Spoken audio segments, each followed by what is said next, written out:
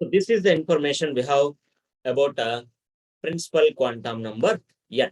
So second quantum number we will discuss in this quantum mechanical model, right? That is angular momentum quantum number, also called as azimuthal quantum number. Both are same. Angular momentum quantum number or azimuthal quantum number. Any name we can use for this, right? Here, angular momentum quantum number or azimuthal quantum number was proposed by Sommerfeld. Who proposed this? Sommerfeld. It is proposed by Sommerfeld, right? Then this is giving the information mainly about subshell. It is giving the information mainly about the subshell. Previously, principal quantum number was given the information about the size and energy, right? Especially about the orbit or main shell, K shell, L shell, M shell.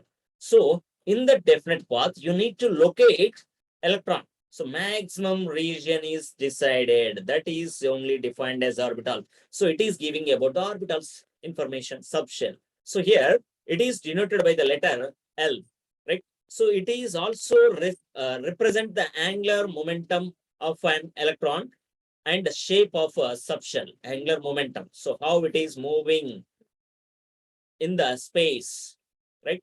And it is giving about the subshell. Angular momentum calculated by using the formula L equal to mvr that equal to nh by 2 pi is discussed in a Niels Bohr atomic model. So that you are able to calculate by using this azimuthal quantum number, angular momentum of an electron represented by this letter L. So here denoted by the letter L, here simply L takes the value based on the principal quantum number only. Here if n value is equal to 1, L takes 0 value.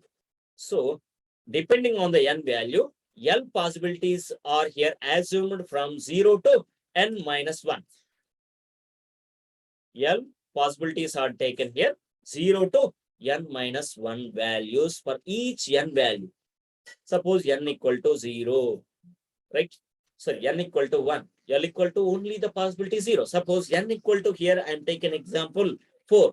What the maximum possibility is 0. Sorry, minimum possibility is 0. Maximum possibility L equal to n minus 1. It is not compulsory to take L equal to n minus 1. L equal to 0 to n minus 1 actually the formula, right? L equal to not n minus 1. The maximum value you are able to find out by using L equal to n minus 1, but not the minimum. Minimum always 0. Minimum always 0. So here using L equal to n minus 1, the maximum value is found as 3. What is the minimum value? Always 0. So the possible values are able to, you are right here. L is also called as, one more name is assigned, orbital quantum number. So 3 names are there for L. What they are here? One is azimuthal quantum number, another is angular momentum quantum number, and the third one is orbital quantum number. Right? So 3 names only for L. Then here, using n value, for example, n equal to 1 is taken, maximum and minimum possibility for the L is 0. If n equal to 2, L equal to 0, and one more maximum possibility 1. Minimum value is 0 and maximum value is 1. For n equal to 3, minimum value is 0 and maximum value is n minus 1, it is 2. So 3 values are possible, right? Here, n equal to 4 is taken, you are able to take 0, 1, 2, 3. So what these 0, 1, 2, 3 actually indicating us, right? So for each L value, you are able to know about the subshell. Each value is assigned by subshell now. So L equal to 0 is possible, suppose minimum. That is given as subshell, yes. If L equal to 1, maximum. Minimum is 0, maximum is 1. So here I'm talking about only the maximum. That maximum values will be not only maximum and minimum. Any value will be assigned by a subshell with main energy level, right? So main energy level will decide where it is in the orbit, right? And subshell. So that we will assign here.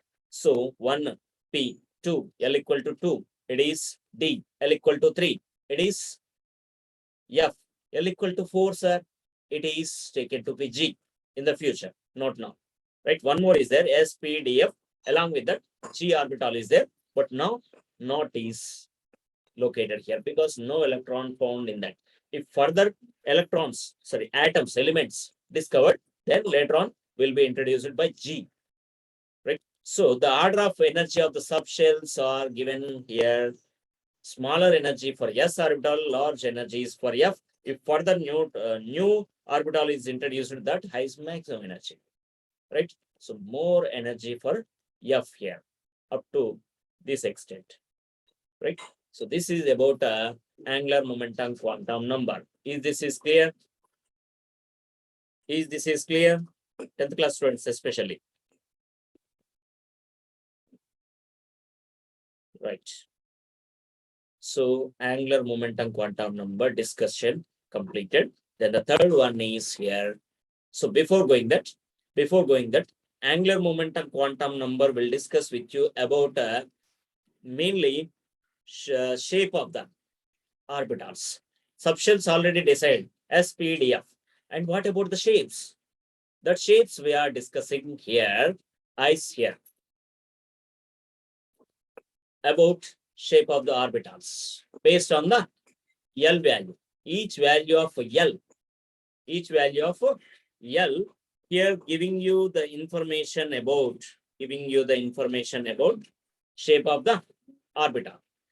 So what the shapes are? Here, S orbital shape is spherical in shape. Actually, they are three-dimensional. This shape not directly given by the X-ray diffraction method, that space around the nucleus by the electrons are found like this.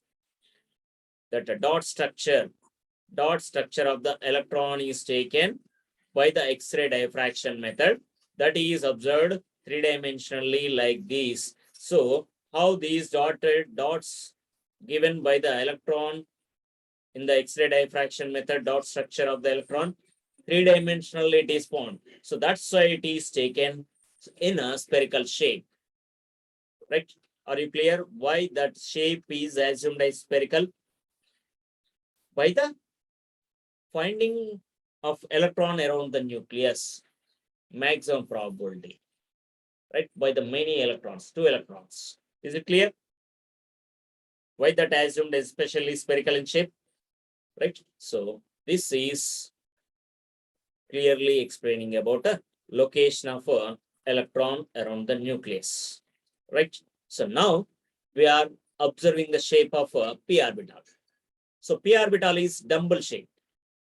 P orbital is in dumbbell shape. So that location of electron is given in the dumbbell shape dot structure.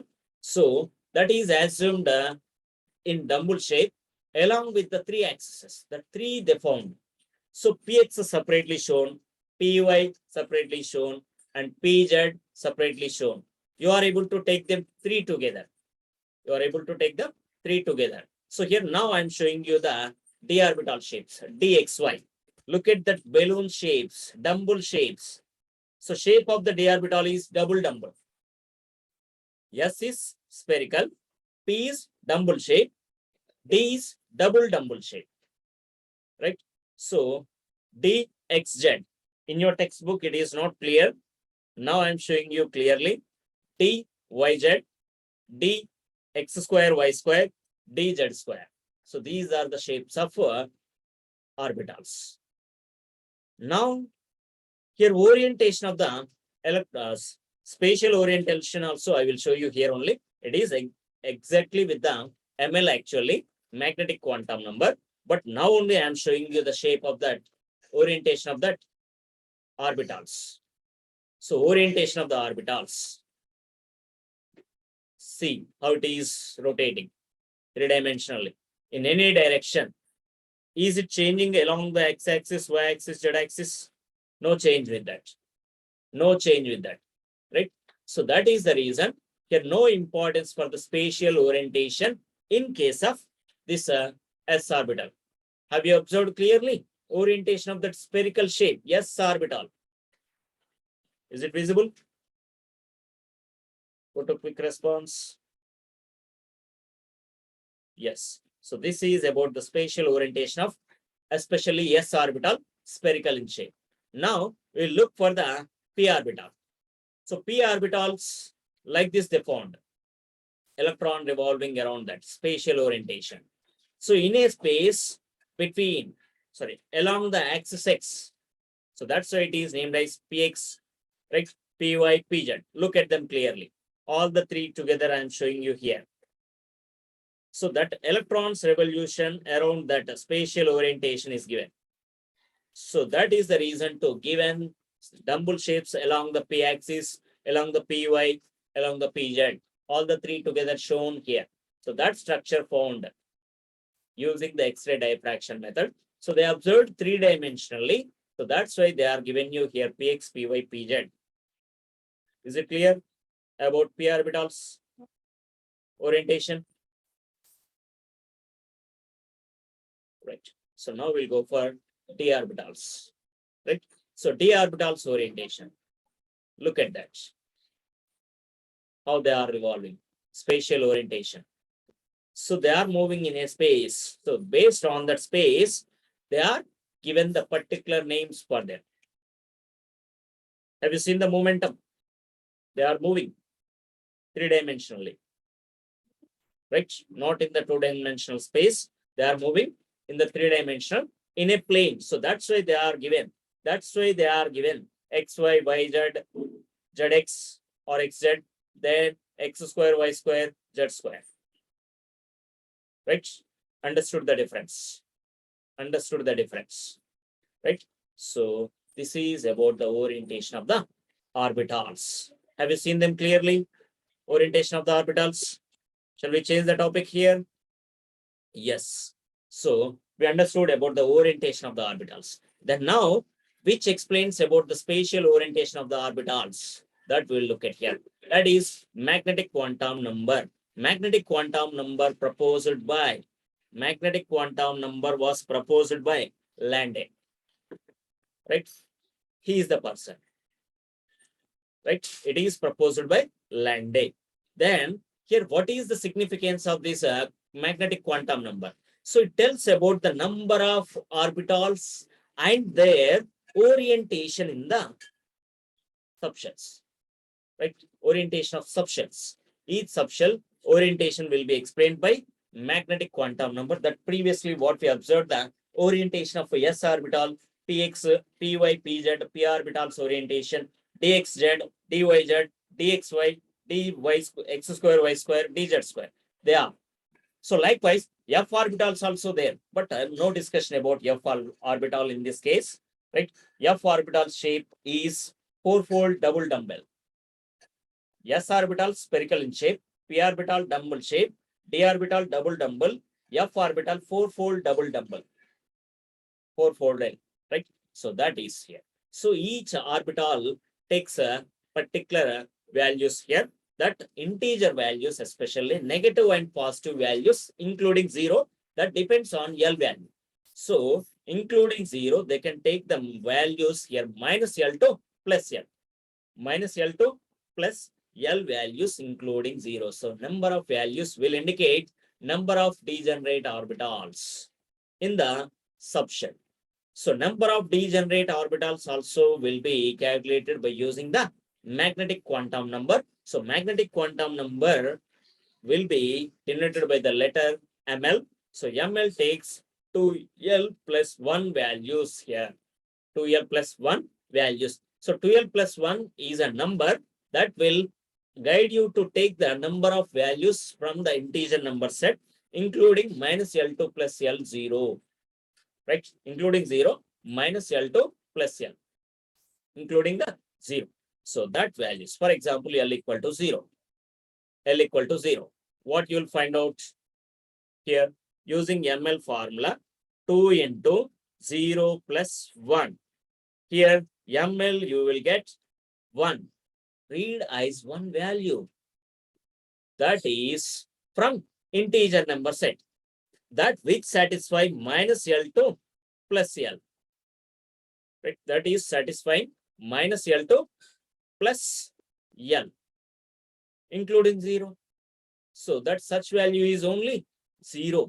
So if L equal to 0, ML takes only number of degenerate orbitals 1. So this value indicating number of degenerate orbitals. Right? Number of degenerate orbitals. That degenerate orbitals are assigned by a number. That is only magnetic quantum number, ML. So ML value is 0 for L value 0. Right? So likewise, you are able to calculate. So number of possible values for ML value also based on 2L plus 1 only. That is including minus L2 plus L with 0. So now look at that. So for L equal to 0, values are possible only one value, that is 0. So number of values possible for L equal to 1 using 12 plus 1 value. Here the number not changed here. It is 3 using 12 plus 1. So 2 into 1 plus 1 is taken to be 3. Right? Is taken to be 3. So the 3 values from the integer number set minus L2 plus L is minus 1, 0, plus 1. The next L equal to 2, that will take values here 5. How many values it can take? 2 into 2 plus 1, 5 values. 5 values. What they are here? Minus 2, minus 1, 0, plus 1, plus 2. If it is L equal to 3, that 2 into 3 plus 1, how many it will take? 7. How many it will take? 7. So they are here minus 3, minus 2, minus 1, 0, plus 1, plus 2, plus 3 from the integer number set. So these are the values we are able to locate from or read from magnetic quantum number. So each magnetic quantum number will assigning a particular value. So L equal to 0, what we are assigned? S orbital. S orbital assigned only by ML value 0, because only one value is possible. So 0 is indicating S orbital. L equal to 0, sorry, ML equal to 0 indicating S orbital here. Why? L equal to 1. So don't confusion. L equal to 0 is there. If L equal to 0, ML takes only 0. If L equal to 1, it takes ML 3 values. So that 3 values are assigned to degenerate orbital is P. So how many degenerate orbitals there in the P orbital? There are 3 here, namely Px, Py, and Pz. Each one value is assigned here 0. Here, sorry, started from the middle, right? So that's 0. Okay, no problem. Any order. So minus 1, next 0, and it is plus 1. See here, order, same order, left to right. Okay, so likewise here, if you take dz, so d orbital, right? So number of degenerate orbitals in d orbitals are here 5. They are namely here dxy, dyz, dzx, dx square, y square, and dz square. So these are also assigned with the same numbers. See here. You can understood this value only taken if the electron is located in this. This value is taken if the electron is located in this. So likewise, they can follow. So I think it is clear how to read the ML value for the particular electron filled into degenerate orbital. Are you clear about these ML values? Now it is clear. 10th class students, especially, you know about them. Kaushik, Rohit. No response from you. Okay. So this is about a magnetic quantum number.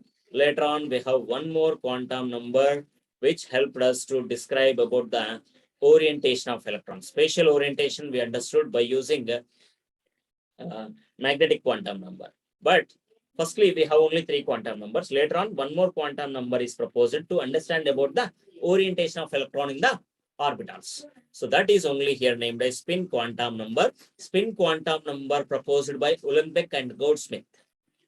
Uhlenbeck and Goudsmit. So they are the people here shown. Uhlenbeck and Goudsmit proposed spin quantum number. Right? Spin quantum number will help you to describe the orientation of electron, spin of the electron especially. So that's why it is spin quantum number, right? So here that is denoted by a letter ms. So ms helps us to describe about the spin. So this spin represents, right? This number represents especially property of electron, how it is moving around itself, right? So spin of that. So it indicates the direction of spinning, means orientation of electron around itself. So that is here clockwise or anti-clockwise. So if it is in clockwise direction, we can indicate its a direction with a symbol. If it is in anti-clockwise direction or anti-clockwise spin, we can use another symbol for that. So these are assigned with the particular values here. They are here plus half and minus half, right? So for both positive electrons or both negative electrons assumed here, they are said to be here parallel spins. Both are positive, they are considered to be here parallel spins. If both are opposite spins, plus half and minus half, they are considered to be here anti-parallel spins. So they are existing in the degenerate orbitals. So each degenerate orbital will be filled by two electrons. They are assigned with the direction of arrow, upward and downward. So upward arrow is for positive spin, downward arrow is taken to be negative spin. That filling of electron into the degenerate orbital is with the two electrons. If they are here found like this, parallel spin, or like this, parallel spin, if they found with the opposite spins, upward and downward, they are called as here anti-parallel spins, right? Parallel spins are these, right? So this is about a spin quantum number, right? This is about a spin quantum number. So importance of a spin quantum number is seen in the electronic configuration, occupying of a specific orbital. That will be very, very clear information or clarity given by spin quantum number. So we can understand the significance of spin quantum number in occupying the space, particularly in a orbital, right? So that we will understood by the three principles. The three principles are helping you to distribute the electrons into the orbits and orbitals. So how you are feeling today's class about quantum mechanical model? Am I giving you something clear information then better than your previous knowledge? Is it better than your previous knowledge? What you have? Yes, somewhat better. Okay. So thank you. We'll discuss about the remaining topics tomorrow about that NLX method, electronic configuration, and the principles which are helping us to write the electronic configuration of the atoms. So that we will discuss right tomorrow. So tomorrow we'll complete this chapter also. Later on we'll start classification of elements and the periodic table. So thank you for joining. We'll meet tomorrow by the same time.